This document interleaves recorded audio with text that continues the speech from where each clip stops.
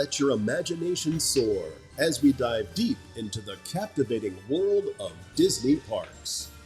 It's time for the Extra Magic Hour podcast, where the fun never ends and the magic is limitless. Hey everyone, welcome to the Extra Magic Hour show. I am flying solo as James is out sick. And then actually next week he's going to be in Disneyland, so hopefully we'll get a nice Disneyland report. But let's press on. We are continuing with our Dear Josh. And this week we're going to take over some topics. We're going to talk about things in resorts and hotels, technology and app issues, entertainments and shows, cleanliness, maintenance, and guest experiences and policies. So these are kind of things that, if we had the chance to sit down with Josh and things that we'd like to see improved, these are some of the things that we'd like to see improved. Just, things that would make our experience better as pass holders and local guests. So if you're staying in a value resort, obviously the room is small, but the price is also small as well. And maybe there's a way to balance that, give the guest a little bit larger room and not jack up the price. I'm sure they could figure something out there. And then also with those value resorts, there is not a lot of great soundproofing. So that is something that we'd love to see improved. And check-in is 3 o'clock, which is, pretty late in the day. They are throwing in the water park still this year, so that's the good news. And sometimes you don't get your room exactly at 3 o'clock. It may not be till 7 o'clock at night, depending on the resort, depending on how many rooms they had to clean, depending on how many checkouts they had. All those kind of things take into account your room. Do you have some special requests, facing the Magic Kingdom or facing a better view? So those things all take into account, and sometimes it is tedious to wait till 7 o'clock. What do you do all day, while your room is being prepared? And then the other thing is, if you do make housekeeping requests, like you'd like some extra pillows or an extra blanket or some extra towels, sometimes those requests do take a long time to fulfill. I think it depends on when you check in, or if you've already been in the room. I think those requests come a little bit quicker. If you've just checked in and then you're asking for some extra pillows and blankets, it feels like those requests take a little bit longer, and maybe they can figure out a way to make those things a little bit faster and better. It'd be great if you could just do it on the app without calling the front desk. That would be another great thing I'd love to see done. Do it in the app or do it on your television screen or whatever. I'd like to see them improve that process a little bit. That'd be a lot of good stuff. Let's move on to technology. This is an area that really, really, really needs some help. The My Disney Experience app is everything. It's your check-in, it's your dining reservation, it's your lightning lane, it's your park map, it's the hours, it's everything. And there are glitches. I mean, that app is not perfect. I don't know if Disney knows that or not, but it's got problems. I've had it crash numerous times. I've had to uninstall it, reinstall it, all those kind of things. So I think giving that app some kind of overhaul would be great. And I don't know what the solution would really be. Do you separate some things rather than having everything in that app? Rather than being the Swiss Army knife, is there another way to do that? And even if you're making a park reservation, I hate that it takes you outside of the app. It takes you to the website. Well, then don't tell me to start in the app. Just tell me to go to the website, and I'll do it in the website.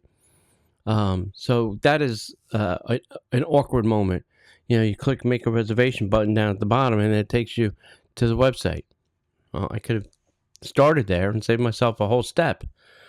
So things like that need to be fixed and addressed.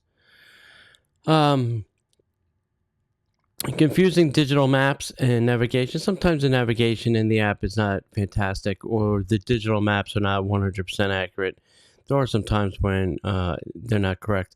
And I kind of, I know my way around the park, but sometimes I like to see where the app will take me, if there's a better method of getting from one place to another. So sometimes I just like to test those things. It's just me. Listen, I'm a local. I have a pass, so I go often, and that's how I amuse myself sometimes. And then the inconsistent Wi-Fi in the parks. It has gotten way better over the years, trust me. I remember years ago, I was in Epcot, and I had no cell signal at all because the towers were so crowded with traffic. It was just dead. I used to have my own pocket Wi-Fi so that I can, at least get on the internet. But that's gotten a little better, but there are still places that it is not fantastic. And yes, they have blanketed the resorts. That seems to have gotten way better too.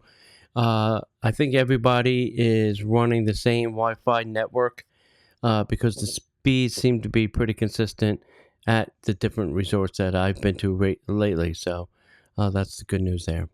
But just keep your eye on that, Josh.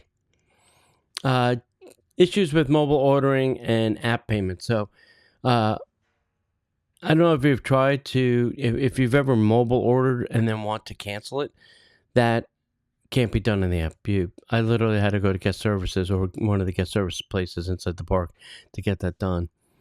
And then storing payment options. There has to be a better way to get a gift card into the app, whether you scan it, use your phone to scan a barcode or a QR code, so that it pulls that stuff, that information from their Disney gift card site to the My Disney Experience app. There has to be a better way to do that. That process is not really the best and could use a lot of improvement. All right, next up, let's talk about some entertainment. Shows have gotten canceled at the last minute. It's typically due to weather. And I get it. You can't, have 100 some odd cast members parading around on wet surfaces and getting soaking wet. Fireworks have been delayed or canceled due to weather. There's nothing they can do about that. But they should have some anticipation. They have a weather team that could anticipate that weather better, and then let you know that, hey, tonight possibly our fireworks could be delayed or canceled due to weather. So you're not going there and expecting fireworks and then nothing happens. And you wait hours, and then finally, Disney makes an announcement that the fireworks were canceled that night. They should be done twice a night. They used to do this back in the day. I remember going to the Magic Kingdom with my kids and my family, where the Magic Kingdom didn't close till 1 o'clock in the morning. There were fireworks usually at 9 and then at 11. And the 9 o'clock was typically, I'm using my air quotes, family fireworks. That was for your family because it was a little bit earlier. And then later fireworks were more for the adults, and those were the people that were usually going to close down the park. It'd be great if they brought that back twice a night. Now, I'm not saying you have to do that during the winter hours. I think that might be a little bit more difficult, but I think in the spring and summer, you certainly could be doing 2 fireworks. Now, I've heard they're expensive. I heard the fireworks is about $25,000 a night, so that would be $50,000 per night. And I understand the expense, but there has to be a comfortable medium of doing that. Next, you have to wait a very, very, very, very, very, very long time to get a good fireworks viewing spot. And I don't think there's a better way to do that unless they pull bleachers into the park and have everybody sitting in bleachers all around the different areas. Because you can have a good viewing area and then somebody gets in front of you and then they put their kid on their shoulders and then you're viewing nothing but the back of somebody's head or the back of some kid standing on some adult's head. So there has to be a better way. I have not been to Tokyo, Japan, but I've heard in Tokyo, Japan, everybody sits for the fireworks. Now, I don't think we're going to get everybody to sit down. Certain people of older ages and things like that will have a harder time getting down and getting back up. People with mobility issues and things like that. So they have to maybe figure out a way. And that's why I'm thinking the 2 fireworks is a better thing. Also, way back when in the time machine, there used to be more characters and what I'm going to call pop-up characters. There was not a meeting place. You didn't go to town hall and get in a line and you met Mickey Mouse, or go to Fantasyland and go to what used to be Snow White's thing, and you go in there and there's 3 princesses or 4 princesses. No. The characters used to just come out of different areas of the park and just kind of just walk around and sign autographs and take pictures. And I don't really see what's wrong with that. If they're with a character handler that knows what they're doing, they can certainly navigate that character around and, sign some autograph books, take some pictures, greet the kids, interact with the kids, interact with the adults. We like the interaction too. And that's my other complaint. I want a good interaction as much as the kid. I have my favorite characters. And I want to, I'm not saying have a conversation, but I want to play around with them and stuff like that.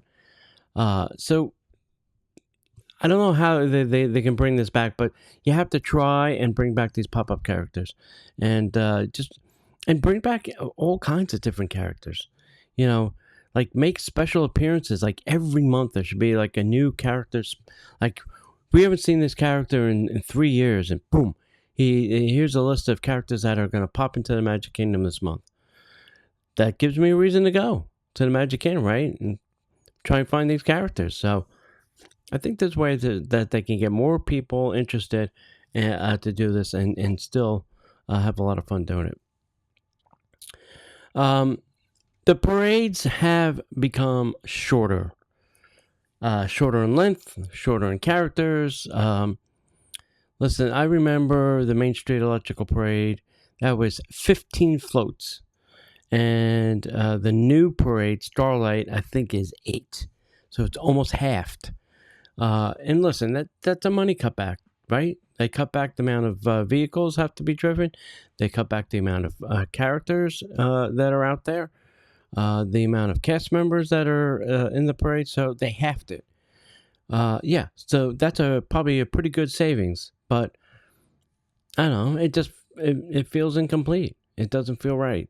And viewing areas too. The parade route, it takes a very specific route, and if you're not there at least 2 hours ahead of time, and that's 2 hours that you're wasting, in my opinion, that you could be riding an attraction or going to a show or doing something else in the park, that you're sitting there literally doing nothing but waiting because everybody's got to wait.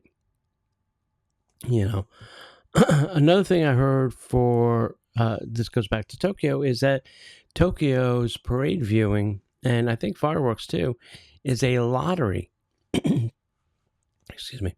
So when you went to the park, your name is put into a lottery, and they tell you whether you will get a viewing spot for those things as well. Now, I'm not saying to go that drastic, but maybe have viewing areas, and then when the parade time comes, you're given an assigned viewing area to go to. So at least you have a spot, and then you can go and do something else because you're going to have a spot. You don't have to sit there for 2 hours and wait. You know that, 20 minutes before the show, I have to go to my spot or my allocation is given to somebody else. That's it. 20 minutes is fine. That seems reasonable to me. Even 30. Let's make it 30 minutes. So, all right, now I'm giving up 30 minutes, not 2 hours. So I think there are better ways to do that. Cleanliness and maintenance. So the bathrooms have been pretty dirty lately. Now, one of the cast members in the custodial told me that they're not given assigned areas anymore. I really have to do some more research into this, but the way I was told it works now is they're giving zones. So it could be all of Tomorrowland, and they get these pop-ups on their phone saying, "Hey, go to Tomorrowland bathroom number 2 and clean that."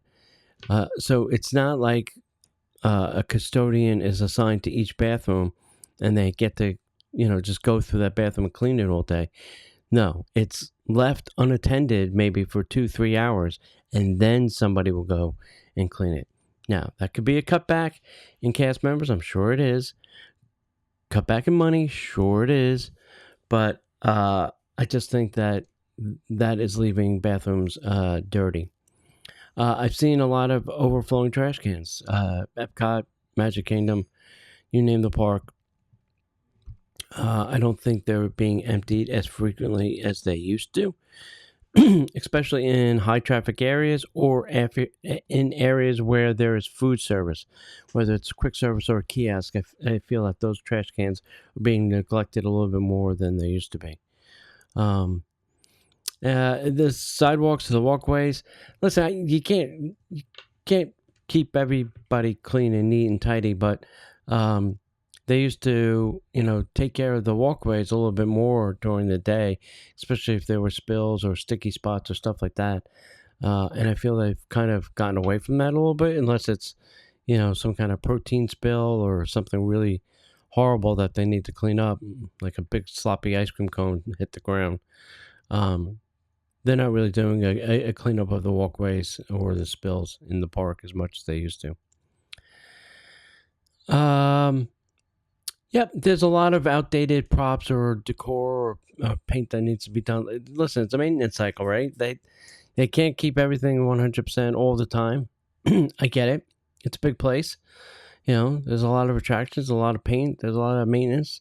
But I think it could be done a little bit better. I think they're, obviously they've cut back and they're not spending as much time doing those things, or it's not on a more vigorous cycle that it used to be. All right, let's get into guest experiences and policies. So, listen, I would say in the 70s and 80s, obviously there was something called the Disney look. You had to be groomed a very specific way. Your hair had to be done a certain way. There's no makeup or very little makeup. Earrings, not big hoop things or big hanging things. No tattoos or no visible tattoos. It was a very specific Disney look, right? Walt Disney did not want the cast members to look like carnies. And I feel, you may not agree with me, but they totally loosened up those policies. And now, you can have tattoos on your face. You can have, big droopy ring things hanging out of your ears, or your nose is pierced or whatever. And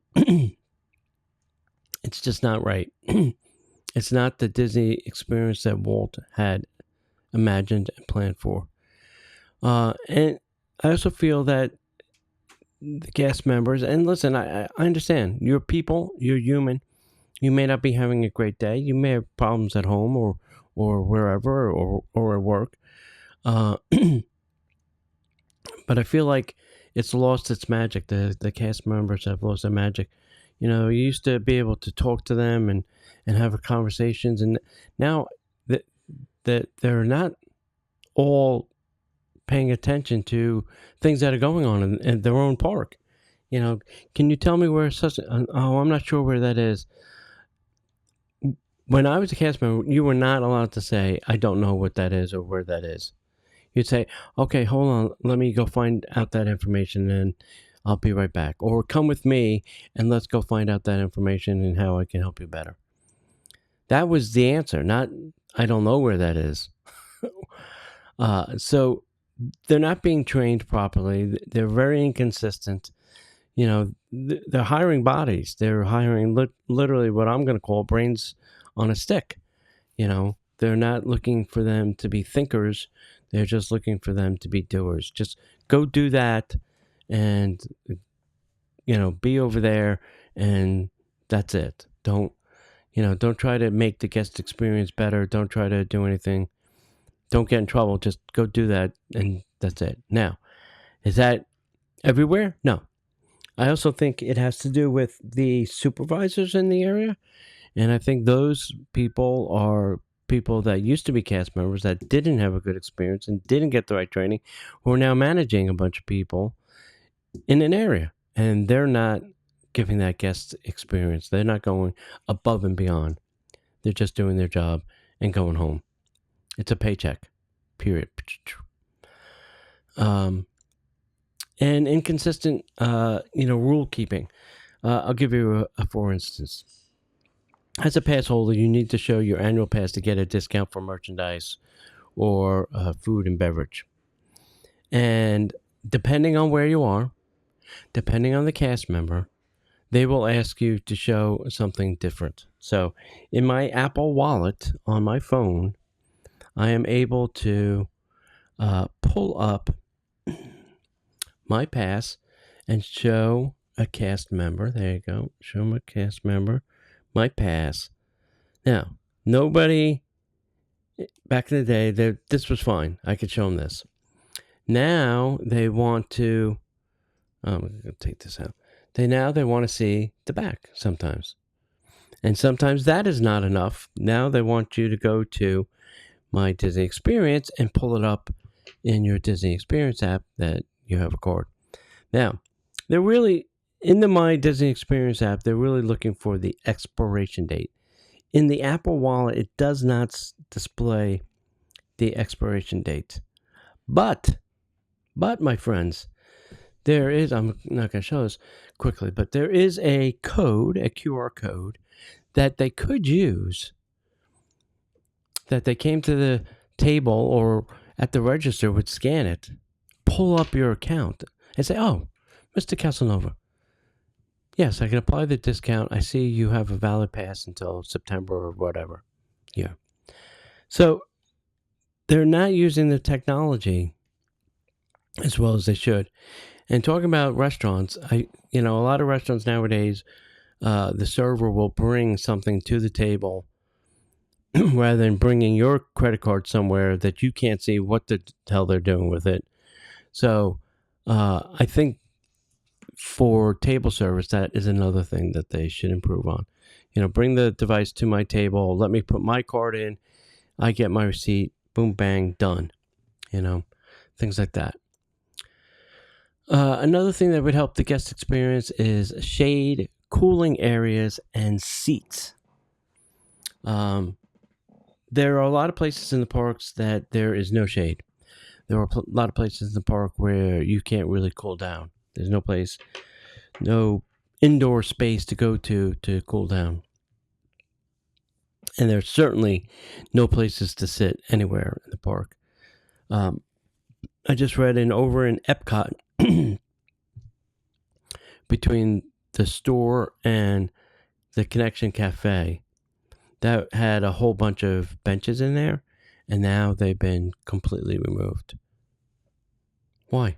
Why were they removed? What was the purpose? I don't know. But they removed them all. So, when you are going with generationals, meaning you're taking, your mom, your dad, your kids, your grandkids, your grandparents, when you're doing a family travel trip like that, Grandpa and Grandma may want to take a break and just sit down. You go on the attraction, they're sitting down, but there's no place for them to do that outside an attraction, to sit and wait for you while you go and do that. They're not going on Space Mountain. They're too old for that. But there's no place for them to sit, at least in the shade or inside or a cool space. So I think they need to think about that a little bit further. I think that would help the guest experience. And I think it would calm a lot of people down, because when people are hot, I feel like they get a little angrier and pushy. If you don't believe me, try coming in August and you can see how crazy it gets. It's pretty crazy. Overpriced souvenirs and photos. I feel like the attraction photos should just be included with your experience. Whether you buy a day ticket, whether you have an annual pass, whatever the hell it is. It did not take anybody to take that photo. It was automatically done. Now, it does take the technology to store all that, but you don't have to keep them. Keep them for 30 days and dump the data. That's it. We're going to keep your picture for 30 days. If you don't buy it or download it, it's gone. Out of there. That wouldn't cost you anything. Just keep recycling the same data. Boom, boom, boom, boom. And then the price of a shirt is nuts. It is absolutely nuts. Listen, I have an Etsy store. If you want shirts, come to me. Come to stitchingtime00.etsy.com and get all the Disney shirts you want to get. I will do custom things. I will do for your family, for your reunion, whatever it is. But if you want a shirt, it is just ludicrous. And all other souvenirs. I mean, I used to collect snow globes. A, they don't make them anymore. And B, I'd be afraid if they did, what the prices would be. I was paying like, I don't know, $39, $49, $69 maybe for the bigger ones. Big figs, they don't sell anymore. The classic collection, they don't sell anymore. Those were cheap, but now I feel like they would charge so much. It would just be goofy. No pun intended.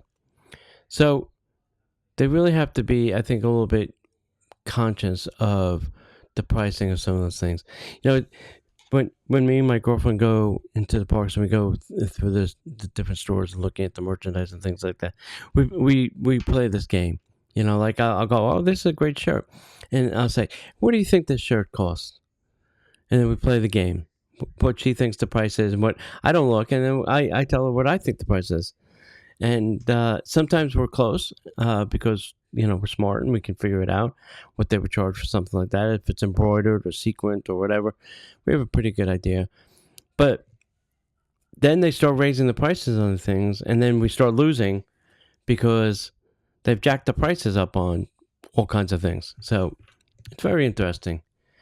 And the other thing, too, would be better communication on closures or changes. So if you have a park reservation for the Magic Kingdom, the night before, you should get a message. Hey, we just want to let you know that tomorrow you're going to the Magic Kingdom and the following attractions will be closed. You may not know that. You may have flown down, you're tired, you got to your hotel, you went to bed. At least give me a heads up that tomorrow, when I go to the park, the following things are going to be closed or down for refurbishment. And then in the morning say, hey, Space Mountain is down until noon because we're having a technical difficulty. This way I know at rope drop not to go run into Space Mountain. So just better communication in those things. You could, if you have notifications turned on in your My Disney Experience app, it should be popping those things up ahead of time, so. All right. That's all we got for Dear Josh Part 2. So stay tuned for next week. I'm not sure what we'll talk about. I'm sure I'll find something interesting, but most likely it'll be just me doing this again. So hope you had a good time. Hope you enjoyed it, and we'll see you in the parks. The Extra Magic Hour podcast is not affiliated with the Walt Disney Company. All Disney parks, attractions, lands, shows, event names, etc. are registered trademarks of the Walt Disney Company.